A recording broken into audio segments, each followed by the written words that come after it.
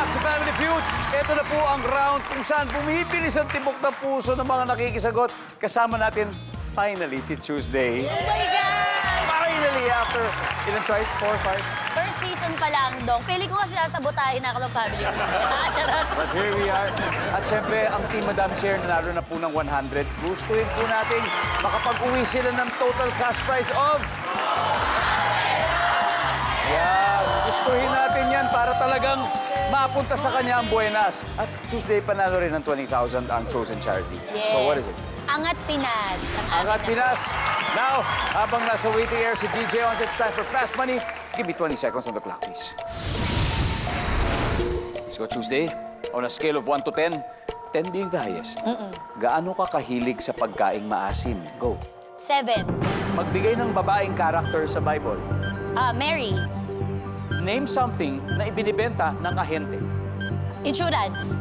Fill in the blank. Sa dulo ng, Walang hanggan. ang ulo mo ay kasya sa bibig ng anong hayop? Elepante. Alright, let's go, Tuesday. Tignan natin kung ilang putos na nakuha mo. Okay, on a scale of 1 to 10, ha? Gaano ka kahilig sa pagkain maasim? Nandyan ba ang 7? Yay! Pero, babaeng character sa Bible, Mother Mary. Survey? Wow!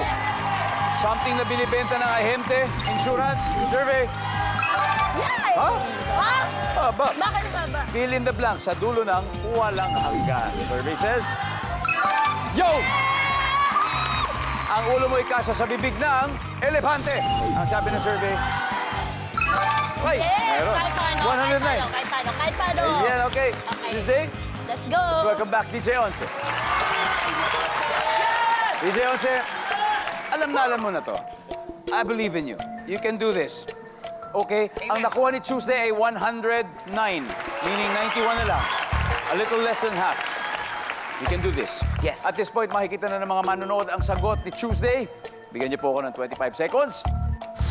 Let's do it. So, on a scale of 1 to 10, 10 ang pinakamataas. Gaano ka kahilig sa pagkaing maasim? Go. 7. 8. Magbigay ng babaeng character sa Bible. Mama Mary. Magdalena. Name something na ibinibenta ng ahente.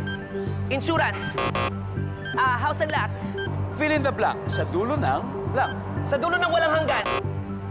Sa dulo ng... Sa dulo ng buhay.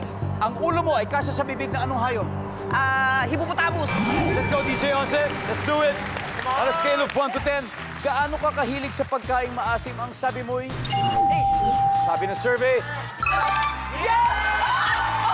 that's a top answer. Magbigay ng babaeng character sa Bible, sabi mo'y Magdalena.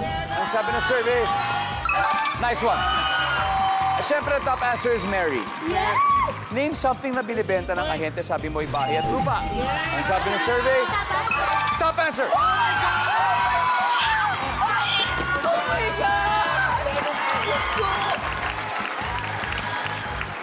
Okay. Fill in the blank. Sa dulo ng buhay. 7 pa ang kailangan natin. Ang sabi ng survey sa dulo ng buhay ay... Oh! Siyempre, ang ulo mo ay kasya sa bibig ng anong hayop. Sabi niya, hippopotamus. 5 points. Ang sabi ng survey sa hippopotamus ay...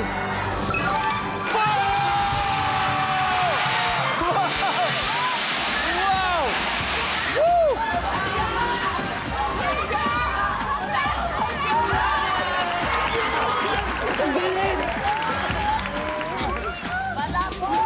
Congratulations, Team Madam Chair. You have won a total of 200,000 pesos. Dito gusto ko magpamisa. Gusto ko pumunta sa house niyo.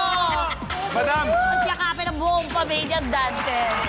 bukas po, isang exciting na episode na naman po ang tampok ang mga cute at bibong bata. Maglalaro po yan sa atin dito sa Family Feud. Kaya maraming salamat, Pilipinas.